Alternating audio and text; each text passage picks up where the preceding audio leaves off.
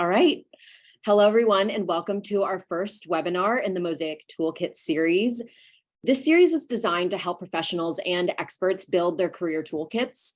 You can watch a recording of this particular webinar and our future ones on YouTube. The address is youtube.com/progressivepolicy. So without further ado, our first guest speaker is Rae DeBrabander. Rae is a senior account executive with nearly a decade of experience helping clients reach their audience in person and online. So I'm just going to jump into the questions. The first question that's probably top of mind for a ton of people online. I know you don't have a crystal ball, but what the heck is happening to Twitter? What is going to happen to Twitter? Will it implode? That is a great question, and probably the one that most social media and digital experts have been hearing nonstop, not even only for the past few weeks, but basically since the deal came out that Elon was going to purchase Twitter. I did actually prepare a couple intro slides that are going to talk about this topic. So I'm going to go ahead and screen share for you guys so you can see Perfect. what I whipped up for you. Awesome. So starting out just really quickly before we jump into everything. Hi, this is me. My name is Rae DeBrabander. I'm a Senior Vice President for Digital at ROKK Solutions. I have over 10 years of digital marketing experience and hold 2 degrees in communications. My undergrad is in public relations, and I have a master's in strategic communications. So you could say I've been doing this a pretty long time. Some quick stats, because we know stats are super important in digital about me. 10 years of experience, over 2.5 million of digital advertising placed, so I'm well versed in that area. And when it comes to managing accounts, especially Twitter, because those are fun, I have topped out at running 52 social media accounts at once. My experience was as the social media director for the Michigan House of Representatives.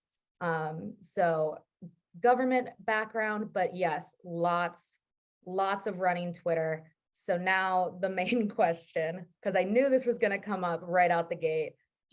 What's up with Twitter?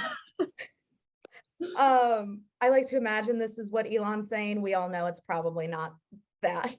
The 3 big questions, especially Jasmine, you had the first one. Is the platform going to crash and burn? Answer, as of 12:59 p.m. today, it is still up. It is still running. An outage was predicted over the past few weeks, especially with the World Cup. Historically speaking, the World Cup is the highest influx of Twitter users. Everyone's talking about the game, all of that.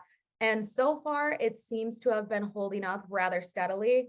I did want to note to keep in mind that in 2021, Twitter started the year with 7,500 employees. Now they're down to roughly 2,900 and continuing to drop. Wow. Like I said, or like we said, I don't have a crystal ball. It could go down while I was speaking. Who knows? But mainly what we know is that it's still up, it's still running. There are still passionate developers, coders, content moderators, etc., who work there. And it'll definitely be interesting to see how Twitter adapts to meet this new employee load. In reference to people actually logging off of Twitter, you are kind of seeing this, I wouldn't say a mass exodus, but an exodus of people getting frustrated with the app, with the direction it's going, anything like that. However, Twitter does remain the top platform for journalists and members of Congress. Over 90% of members of Congress are on Twitter, and that number is going to continue to rise as younger members of Congress join the Hill. Yeah. I will say, though, that there was recent projections that they are expecting that the app will lose more than 30 million users in the next 2 years.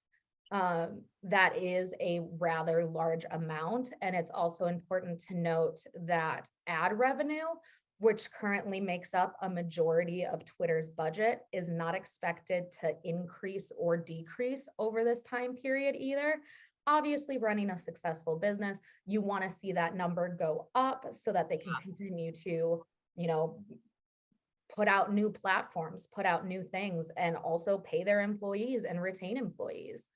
Right. So as of right now, it's stable, it's there. I'm not telling anyone to, you know, never log on to Twitter again.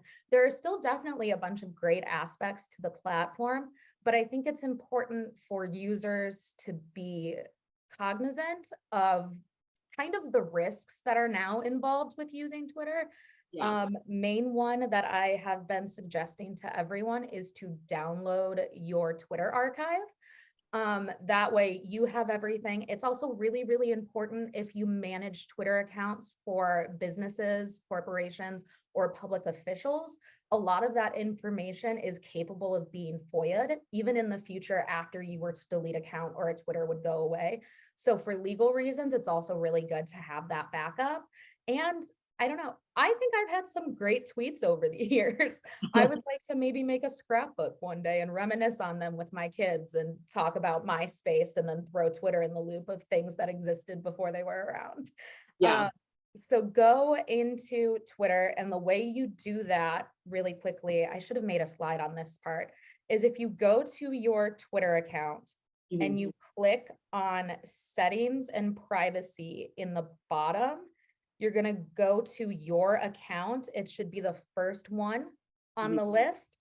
And then third on the list says download an archive of your data. So what this is going to do is it's going to tell Twitter that you're looking for an archive of everything you've posted, etc. They're going to ask you to type in your password, and then it's not immediate.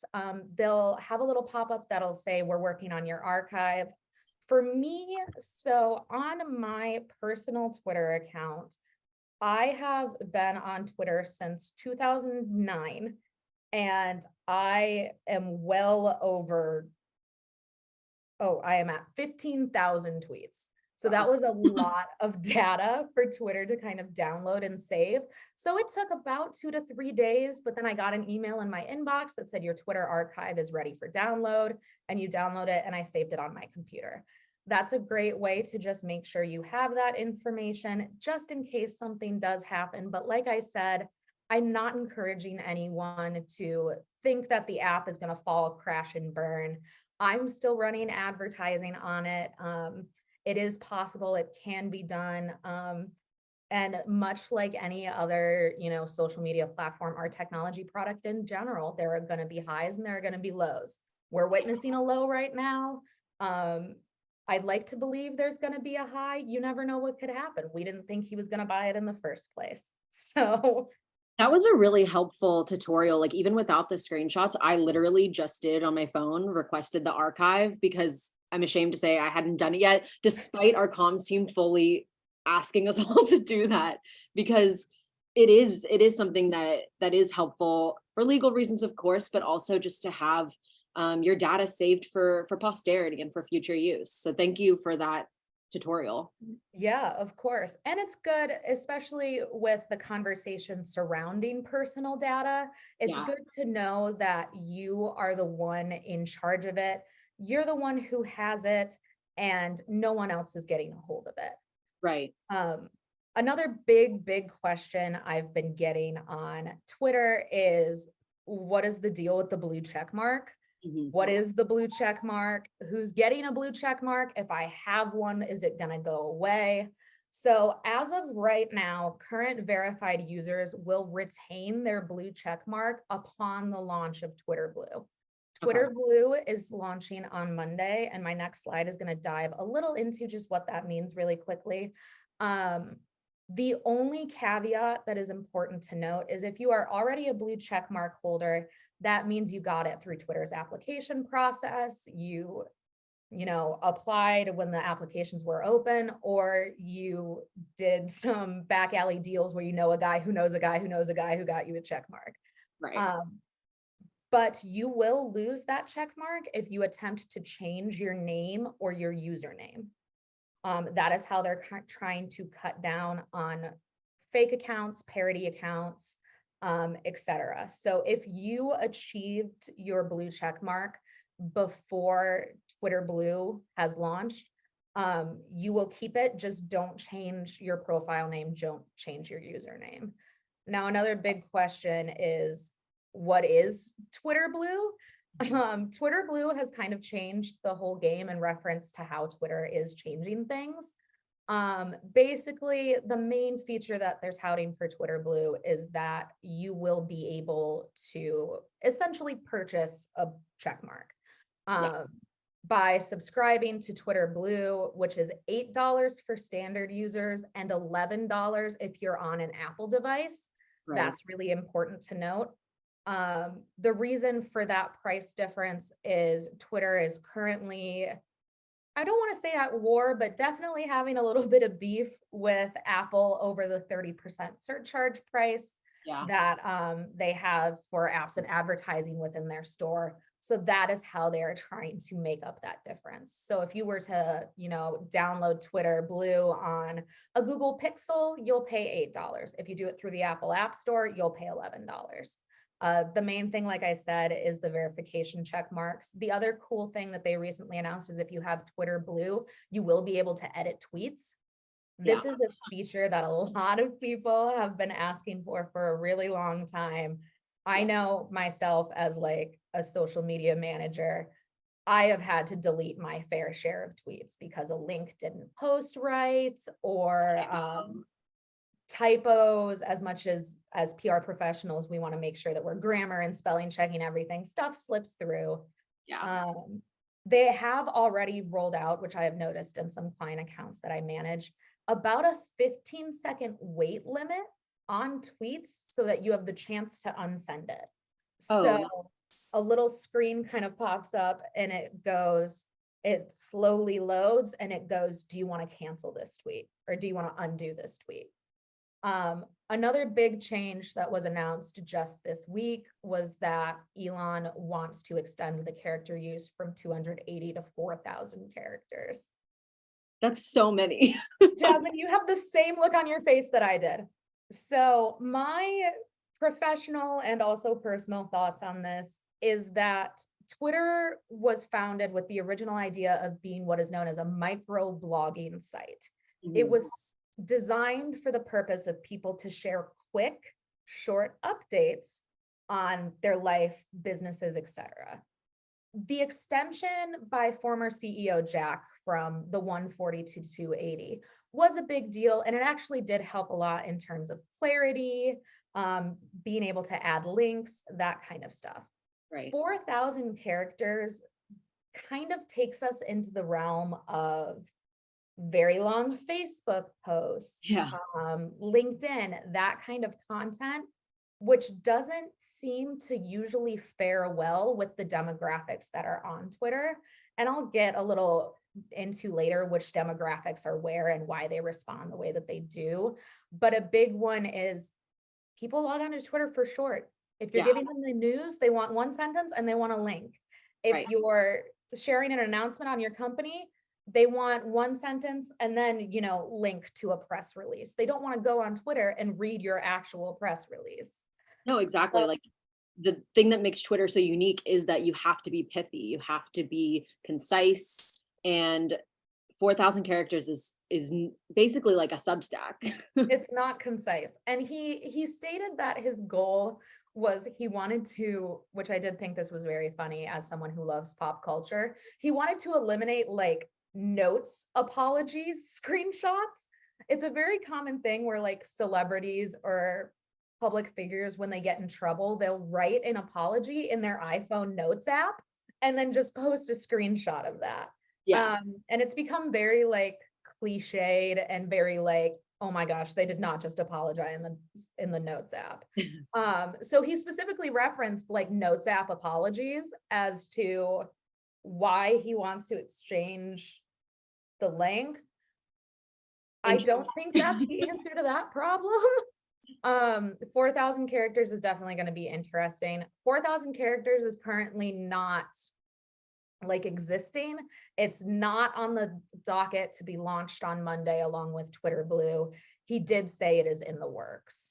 The final really big change this week that had myself and a bunch of other digital experts kind of confused was the new color system for check marks. So everyone's familiar with this lovely blue in the middle. That is going to be for Twitter Blue subscribers. Mhm. But we've added these two new colors. Gray being for government or municipality accounts. Mhm. So government officials, congressmen, the city of, or the district of Washington, DC, you know, the city of Detroit, they will have the gray sticker to denote that they are, you know, a government or a municipality or something along those lines. For business accounts, so if you select as you are creating your account that you want to have a professional account, Yeah. which opens up the door to a couple different access features like analytics, things along those lines, you'll be noted with a gold.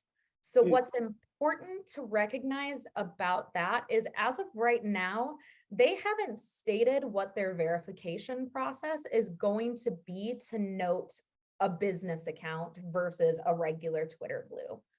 So for example, my personal Twitter account, although I am a singular individual, I utilize a Twitter professional account for a couple of different reasons. I utilize it for analytics tracking because if I'm going to do it at work, I'm going to do it in my free time too. I like doing it, so I'm going to keep track of my stats.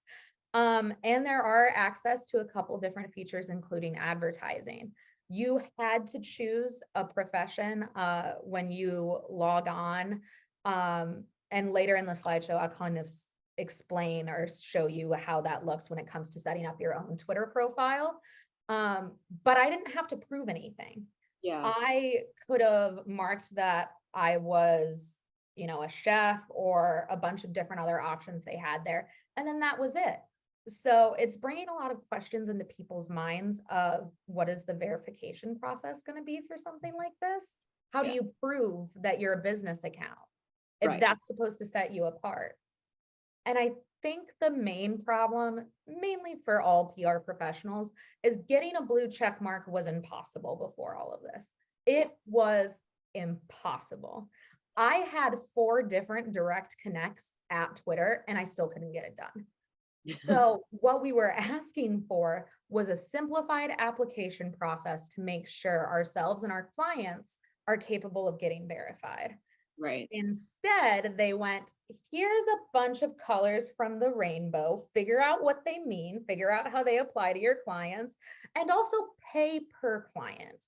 There is no current like business package kind of deal in reference to Twitter Blue. So if I am running, you know, the 52 different Twitter accounts, we are paying for 52 times more than likely 11, as a majority of the United States population are Apple users.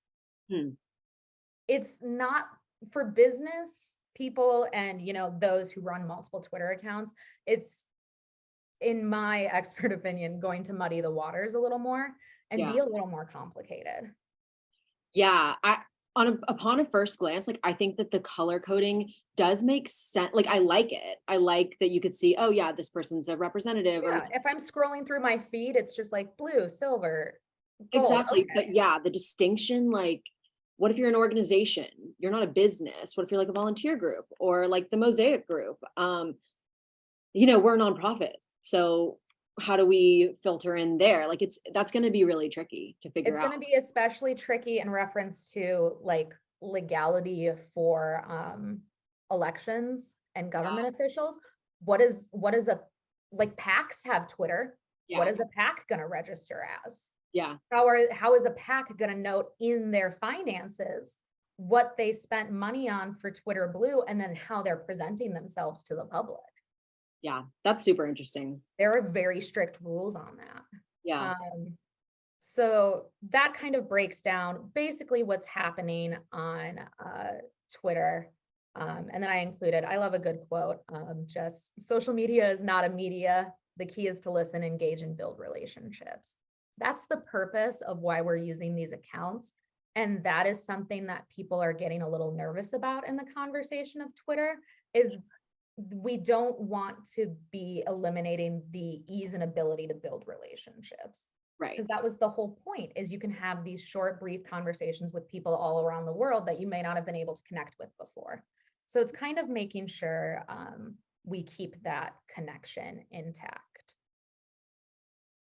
And then unless we wanted to pause for questions now or just do it all at the end. Well, so I'm going to launch a poll. I've never done this before, but this is perfect for that slide that you're on with all the different social medias. And we can unpack it in a few minutes once some results have rolled in. But the question is, which social media platforms do you use to build your professional brand? And you can select more than one. So there's, as you can see, the icons at the bottom, there's Facebook, Instagram, LinkedIn, TikTok, Twitter. Not up there is YouTube, but we have a YouTube channel. There's other, so I don't know what would qualify as other, but there's a lot of social media, maybe like Reddit. Yeah, other, like Reddit is a great one. I didn't touch on it because it's still brand new, but there is a new platform called Mastodon that is very confusing. Yeah. Like I said, I've been doing social media for 10 years. I spent a whole weekend on Mastodon, could not figure it out. Yeah. It's Yeah, I've not even tried to touch it, but I have heard friends who are trying to navigate it. It seems a little clunky at the moment. is definitely clunky. But yes, let's continue. And if anyone has questions, please feel free to pop them in the Q&A function, and we will circle back right before Rae wraps up to answer any final questions y'all have. Yeah, sounds good.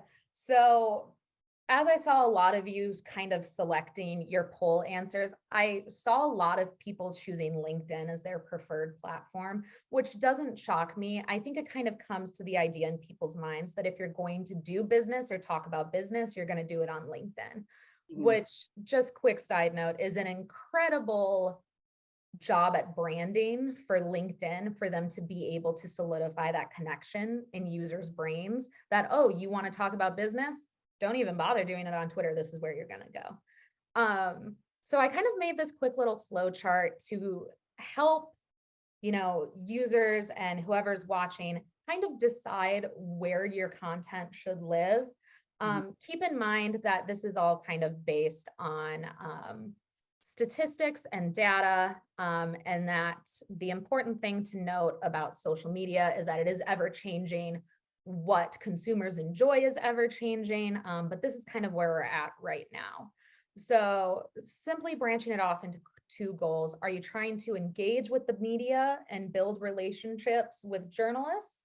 Or are you trying to create awareness for your business, brand, etc.? Whether that can mean donors, news information, anything along the lines, if your focus is trying to get your name out or get people to know something.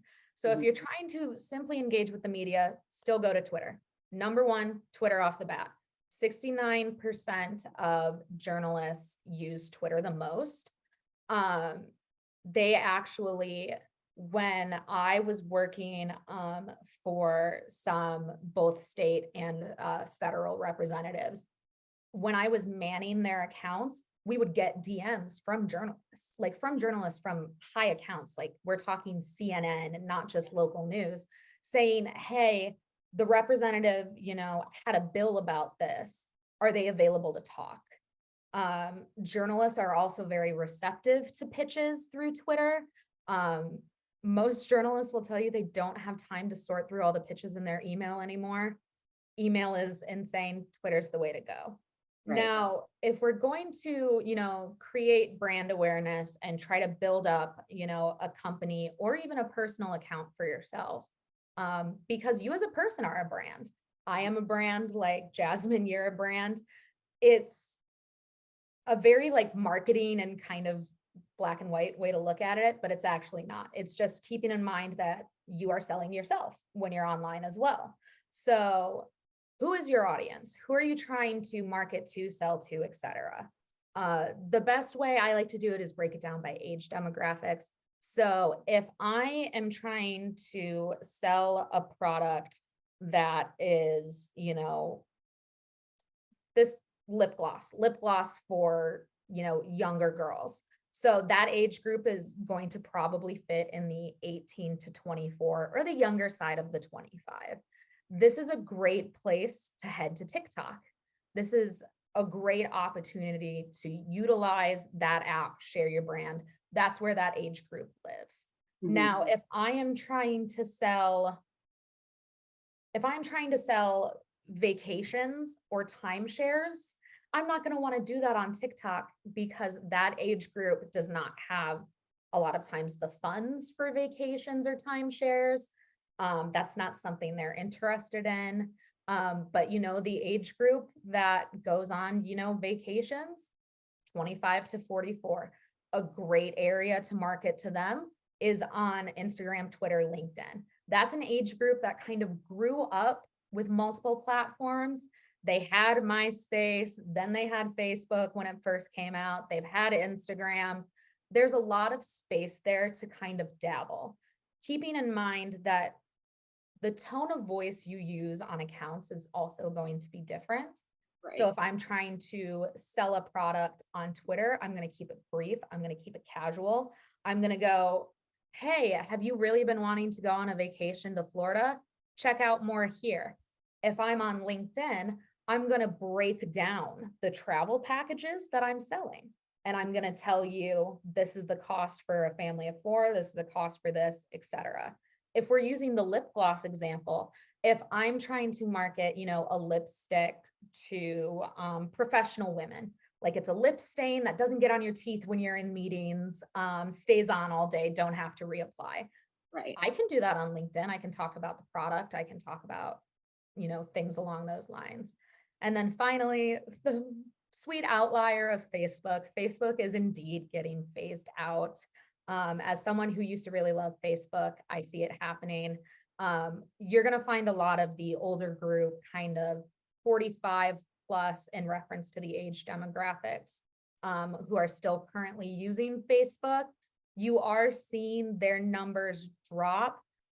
Facebook was smart and diversified their, portfolio in the sense of like acquiring Instagram, which is where they're kind of able to keep that smaller base entertained and involved. But a lot of times Facebook is not going to be the place to promote yourself unless you're trying to promote yourself to your family. If you're like me and you're Southern and you have like 82 cousins, I still post accomplishments on Facebook, or else, Nana gets mad. But other than that, Facebook is not where you want to go. Now, so breaking down the two big ones of LinkedIn versus Twitter. This is, where I saw a lot of people in the poll kind of responding of like, these are my preferred platforms.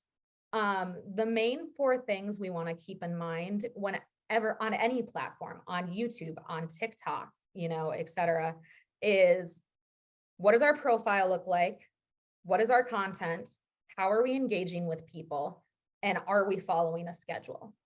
So the basic tips I've kind of, led with is for a profile, any platform ever, TikTok, Facebook, Twitter, LinkedIn, Reddit, always have a bio, photo, and cover photo. It legitimizes your profile. It helps you make a personal connection. It sets you apart. But also go into the process of creating and setting up these accounts as how do you want to present yourself? Especially on LinkedIn, how do you want future employers to see you? How do you want your colleagues to see you? If you're looking for a job, how do you want recruiters to visualize you? What version of yourself are you attempting to put forward? And that goes along with your content. Use your content and what you are posting to put the best version of yourself forward. Interact, post things relating to your own personal story, especially share your passions, share what you're interested in, and also utilize links and photos. People love, love, love links, photos, videos, visual content. Algorithms also definitely prefer it. Finally, include engagement as a part of your content strategy. Engaging should be something that you view on the same level as posting organic content, because especially on LinkedIn, it's all about those connections. The second you log onto anyone's page, it tells you how many connections this person has. This platform is designed for building connections, and you can do that by following accounts with similar interests it's not weird for you to go follow someone on LinkedIn that you like didn't even meet. You don't have to meet them at a networking event and then add them on LinkedIn. If you see a friend interacting with their content and they're in the same field as you or posting something you like, it's 100% okay to follow them. And use that inbox and share a message when you follow them. When you go to follow someone on LinkedIn, it asks if you want to write a little note. I always send a little note that's just like, hi, nice to meet you. My name is Rae. I've loved following your content. I'd love to engage more. This kind of creates that connection, that more personal connection, so that as you interact with their content through comments and shares, they remember you. And if you ever want to utilize that connection in the future, if you want to invite them to an event, or see what job opportunities they have, or find a mentor and get advice, you want to use that inbox and you want to follow accounts with similar interests. And then really quickly, just the scheduling aspect. You only really have to post on your own profile 2 times a week. A lot of people can get away with once a week. LinkedIn is not a post every day kind of platform for a lot of people. People will definitely get fatigue. So you have to be wary of that. The main issue with LinkedIn is it does not have native scheduling. So what that means is you can't just like go into your LinkedIn profile and schedule a post. It's in the works, but they've said it's in the works for a very long time. So I'll believe it when I see it. But there are great apps like Hootsuite that will allow you for free. So the free version of Hootsuite, you can schedule 5 posts at a time. So if you're running an account for a small business or just for yourself and you want to stay on track, I like to sit down on like a Saturday or a Sunday, kind of just plan out the 4 LinkedIn posts or 5 that I want to schedule. Great. That's the entire month. You're done. You don't have to worry about it. And then you can do it again in a month. Just a quick example. This is my LinkedIn. So this is how I choose to present myself.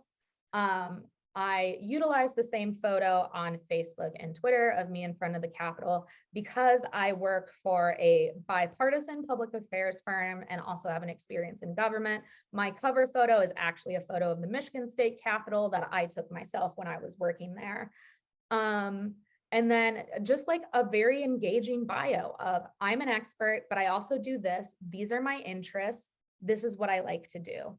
And then finally, in my activity, you'll see that I'm interacting with a variety of content.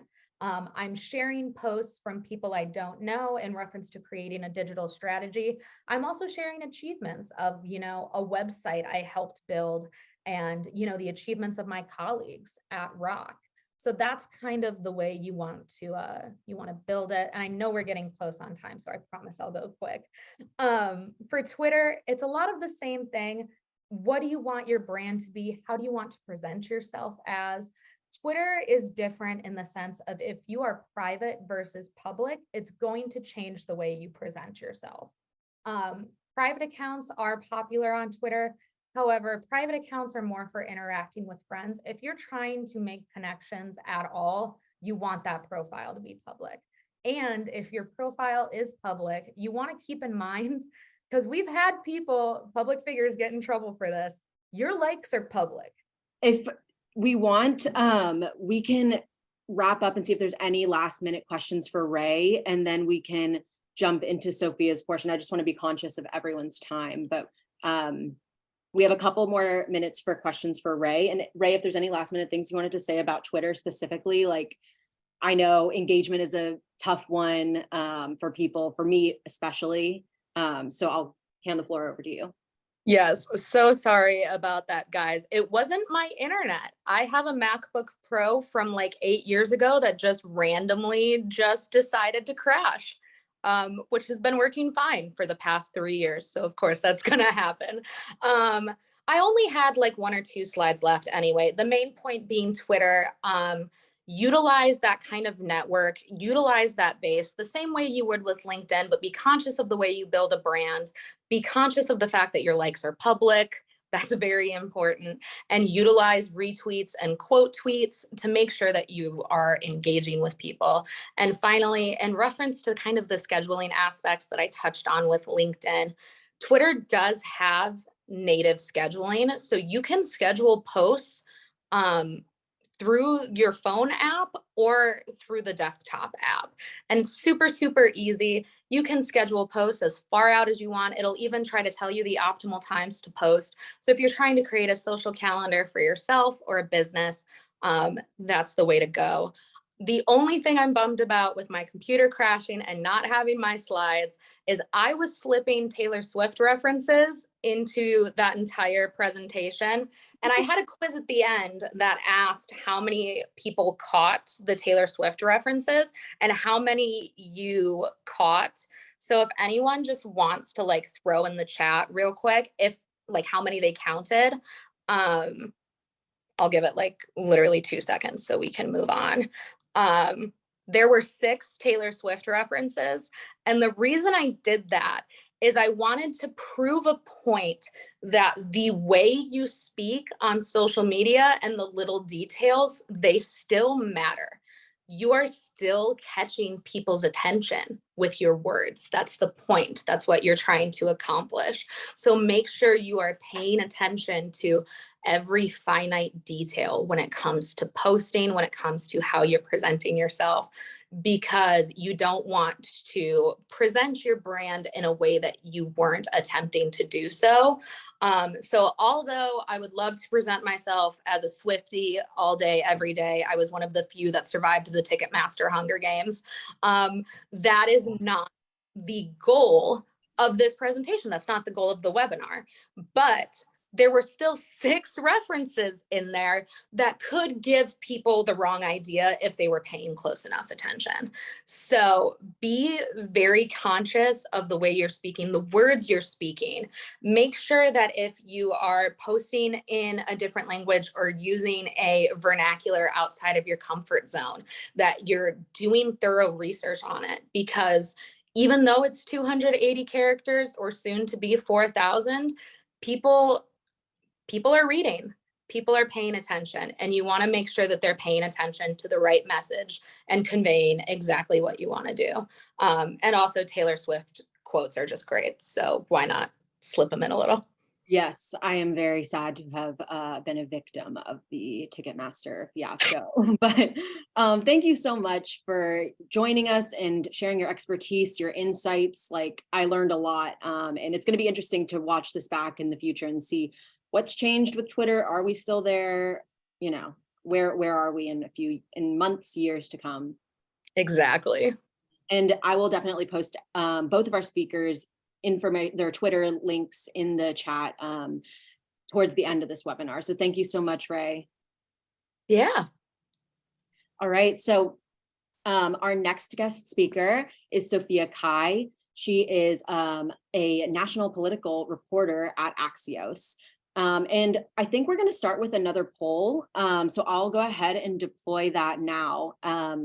So this poll is asking you, on social media, have you ever sent a DM to a reporter, received a DM from a reporter, or neither, you don't talk to the media, or neither, but you are interested in being an expert source? So you can also select multiple here. I personally have I've gotten DMs from reporters, and I have sent DMs to reporters when I was running a Texas State House member's account.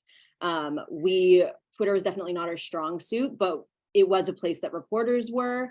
As we wait for the votes to come in, we'll unpack the results in just a second. But as Rae mentioned, and we'll talk more about in just a second, about 70% of US journalists say that social media is the site that they use the most, or the second most, for their jobs. So if you're an expert trying to get quoted in stories, or you're trying to become a go-to source, social media is a great place to start building those relationships.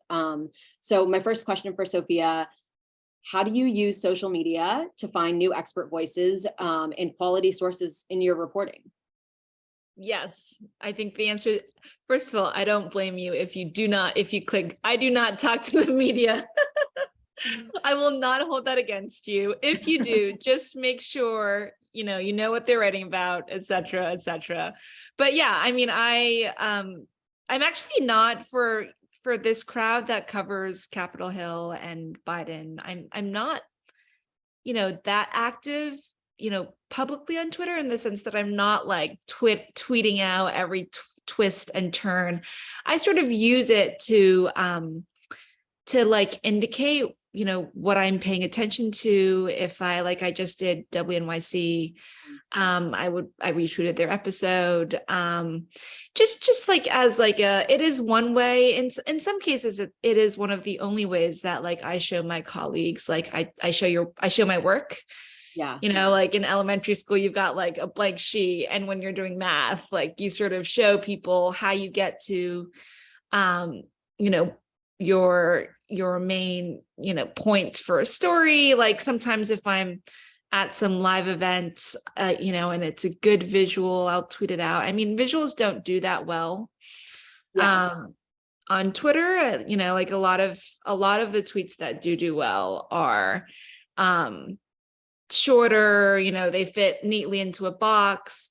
Not a lot of people know that, but in terms of getting DMs and also reaching out, I prefer to just pick up the phone and call somebody. But in the cases, especially if they're folks that I've never chatted to, someone who I know is always on social media who may not always be amenable to chatting to a reporter, Right. I will like very gently slide into their DMs. And in terms of receiving DMs, I do. And for the most part, I'm actually better at responding to DMs in my Twitter than my email, especially if it's very clear that they've reached out, because I know that I've covered something in the past. If it, is just like a very thoughtful note to say, hey, I work in this space, I know you're covering Y, I'm here. And in some cases, like even if I don't immediately respond, I will eventually. And especially if I end up working on something where I'm looking for, and like, I'm in a space in DC that is very, in some ways, homogenous. So I do pay attention to like who I'm reaching out to, who I'm sourcing. So I don't know if that helps. Yeah, I want to touch on one thing that you said at the beginning. When you were on the radio show and being able to tweet out the work that you're doing, it's a great place to show your work, not just Twitter, but LinkedIn, all social medias. And I think I personally am really hesitant to use social media just because I feel like the negative impacts socially and mentally are tough. But if you're doing it for professional reasons, I think that one thing our comms team told me early on, they said, look, you don't have to have a personal Twitter if you don't want, but just know that it is one of the only ways that a large audience can see the work that you're doing. Like people aren't going to be Googling Jasmine Stoughton, what is she up to right now? And if they were to, the search engine optimization might not be such that my newest, podcast episode comes up first. So Twitter. Do you have a podcast? Yeah, well, I personally don't, but PPI has a podcast called Radically. Oh, good to know. Yes, and Mosaic has a Mosaic moment every month. So every month on that podcast, I get to sit down with a cohort member that we've had and talk about their work. We have an episode coming out today, shameless plug, with Liz Wilkie. Dr. Liz Wilkie is one of our cohort members, and she just published a paper with PPI. So we kind of unpacked her paper. And it's just a great way. Twitter's a really great way to drop that link. And share it with a large amount of people who might not otherwise have seen your work. So I think it's really important to give that why, like, why should I do this? It's annoying, it's hard, it's whatever it is. I don't want people in my personal life, like, why should I do this? That's a really big reason why. I would never discount somebody if they don't have a Twitter, but if they do, and I don't know them quite yet, one of the first thing I'll do is like go into their Twitter feed and like see what they've been up to. And it's just like a good data point as to like what's top of mind, what they've been thinking about. So like on the flip side of that, like for me, it's a great entryway into, someone's psyche or what they care about. Yeah, and I love that you mentioned also that you do use Twitter, of course, but you love picking up the phone because I feel like that's a classic reporter thing, picking up the phone and calling a source.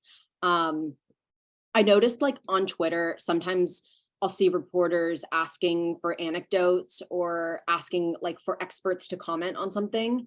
And that's pretty straightforward, but are there any tactics that you think people should avoid when reaching out, like do's and don'ts for reaching out to a reporter on social media, whether it be Twitter or some other social media? I mean, I'm not going to tell anyone like what to do or how to do it, but if you're going to, especially if it's like you're also like moving in similar or adjacent spaces and you're like really unhappy about a story, Yeah. or like unhappy about a headline, like I mean, you can go to social media publicly and like by all means do that, but like just DM the reporter or like call them or just be like, I think that'll be super appreciated. I think if it's like an idea that you want to pitch, like obviously DM them first if their DMs are open. I've also, I mean, there are times when like I don't see a DM and someone will like tweet at me publicly. I think that's fine if like you've given it some time just to be like, because it, you know, depending on if you're verified or not, you get it, you like just get another notification. And I think I don't mind when someone wants to nudge me again. That's pretty bold though, to do like a public, it feels like a little bit of a public call out to like, oh yeah, tag someone in an open tweet instead of a DM, but it's happened rarely, but yeah. I mean, I've had like a peer who was like trying to get in touch about an old job that they were interested in. And he was just like, hey, Sophia, I sent you a DM. And I was like, oh. That's persistent. I feel like that definitely falls under like, maybe don't. I don't know though. Yeah, I mean, I don't mind, right? Like, I mean, if they're not getting back to you, I mean, don't do that a gazillion times, but, or like send them an email or like, a lot of political reporters have Signal, Mm-hmm. You know, which is an encrypted app. Probably everyone here knows what that is. And are always on Signal. So if their phone number is like on their like bio, it's possible that they also use the same phone number on Signal. And then yeah, I know we have not really talked, this is supposed to be about Twitter, but in terms of Instagram, like I keep that as more of a private space. Like my Instagram is public, but you know, and some reporters do, they will say like, hey, like my Instagram's here. And in those cases, if they're linking their Twitter to their Instagram, you know, I think it's fine to follow them there. I will not like suggest anything about how you want to interact with them on their Instagram, but and now with, you know, and just to like talk about the whole Musk Twitter situation. Yeah. A lot of us, like I just got a notification that that they're going to let me onto Post News. Okay. Another one is Mastodon. Like I've seen journalists now who will like stick their, you know, another alternative form of Twitter. Right. I've not been on any of those platforms yet, but it seems like I may have to like venture out there, and you know, who knows if I decide that I like it. And there's some serious people in the legal world. Judge Ludig, who is the highly revered conservative who talked, you know, Pence out of decertifying the 2020 election. So he, you know, had a thread about Post News. Yeah. I mean, it's just interesting the ways that, you know, folks are like reevaluating what the value of Twitter is and like looking into alternative forms of engaging. So I haven't seen a reporter I personally know yet just be like, I've quit Twitter. Right. But many of them have like posted, here's my Facebook, here's my Instagram, here's Mastodon and everything else. And those are also ways to keep up with them and get in touch about their work. Yeah, it'll be super interesting to see what the next big thing is, because I feel like a lot of these platforms have gotten pretty stale, especially, I mean, Twitter's not stale, but it's going to be interesting to see what happens next, because there's not really anything like Twitter right now, especially as a networking tool for journalists, for, businesses and government officials. So it'll be interesting to see what happens and where everyone goes. But does anyone have any questions for Sophia? I'm not seeing any in the Q&A, but if you do have any, please feel free to drop it in there. Do you have any other questions for me, Sophia? I was gonna say, I'm just looking at this poll right now. Yeah, so basically on the poll, I think I can stop sharing it here, but I'm fascinated by the fact that like hardly anyone has reached out to a reporter. I feel like there's so many policy wonks and policy experts here and as participants today that they should reach out to reporters, especially if they see a reporter who's consistently reporting on a particular topic, like harm reduction, for example. We have quite a few experts on harm reduction in the audience today. And I see, harm reduction is such a small, it's so niche, right? So there's health policy broadly, and then harm reduction, drug policy, getting even more specific. There's few reporters who have that beat. So I think they should reach out to reporters with ideas and just they should reach out to Axios health reporters. We've like hoovered up a bunch of really good health policy reporters, and we have a new health policy newsletter. So that's one place. That's awesome. But I would just also, since there's like, it sounds like some like niche folks here, I would recommend Twitter lists if you aren't using them already. Yes, we haven't talked about that yet. Has Rae talked about it? No, but I'd love for you to just say a couple words, because I learned about it last year and use it all the time. It's just such a good feature to kind of block out some of the junk that's on Twitter and really focus. So yeah, if you want to talk about that for a second and how. Yeah, I mean, I just like, I get a little like overwhelmed with all of, especially, I mean, I don't know what Elon Musk is, how he's messing with the algorithms, but I'm just seeing so much that like I do not care about. Yeah. And so I've created like, I've got one on White House and Congress, my main beats, but also like one on Ukraine and immigration, where I just follow, and it's not even all journalists. It's like a combination of journalists and policy experts, or like people who are on the ground, or even just like people who do analysis in like a smart and responsible way. And if you, I think, are in a niche field or just in any field, and you want to like find like who are the people writing about this with big platforms, who are the voices that are most trusted, like you should go and ask someone who like has a good list, a Twitter list, to share it with you, if like that's the platform that you want to keep track of it on. Like separate to that, I've also got my own like Excel sheet where I stick like the personal phone numbers, and I don't know if any of this is helpful to like what you do. It totally but, is.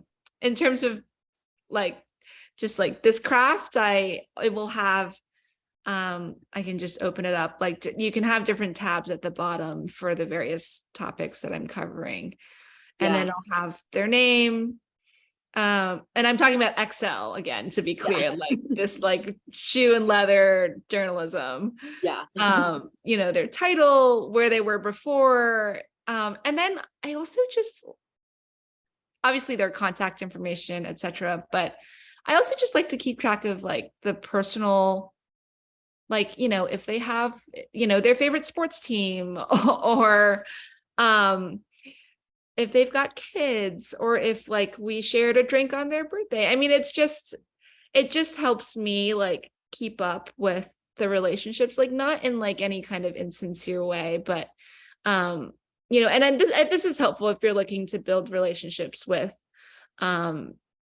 you know, other experts in your field, and just to, you know, and sometimes I'll stick notes in there about even within like the realm of national security, like what their expert is. Yeah. So that's like my plug for like the actual Twitter lists. And then off Twitter, if you are off Twitter, like sort of how I do my organizing. And I don't always update it in like the most timely fashion, but And for those of you who are going to log off and try to create a list, go to Twitter and then go to the circle in the top left corner with your profile picture. Click lists. It's just there front and center. I know on the desktop, they've changed it like yesterday. So now you have to go to a drop down menu. You have to click more and lists will be there. And then you can pin lists. I have a public Mosaic alumni list where you can see what all of the Mosaic alum are up to, or alumni are up to, what they're posting, what they're tweeting. And then we have private lists where we track media people that we have worked with or really want to work with. So it's a really helpful tool to focus your efforts on Twitter, because it can be really clunky. There's just a lot of information on Twitter. So I think we are at time, but thank you so much, Sophia, for joining the webinar. I will post right now the links for Rae's Twitter, Sophia's Twitter, and the Mosaic Twitter. We host these webinars once every quarter. So thank you all so much for attending, and I hope to see you at the next one.